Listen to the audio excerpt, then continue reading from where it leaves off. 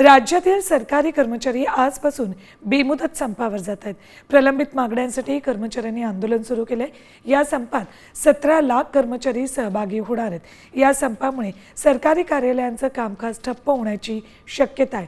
तसेच शाळा, महाविद्यालय, रुग्णालय आणि अन्य अत्यावश्यक सेवांवरही मोठा परिणाम होऊ शकतो। कर्मचारी संघटनांनी सरकारला मागण्या मान्य करण्यासाठी अंतिम मुदत दिली आहे। चर्चा निष्फळ ठरल्यास आंदोलन तीव्र करण्यात येणार आहे। जुनी पेन्शन योजना लागू करा, सुधारित निवृत्ती वेतन नियमावली जाहीर करा, दीर्घकाळापासून रिक्त असलेली पदं भरा,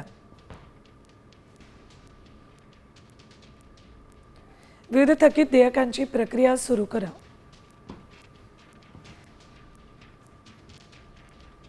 शिक्षकांना अशैक्षणिक कामात गुंतवू नका। काय नेमक्या कर्मचाऱ्यांच्या मागण्या आहेत ते बघितलं।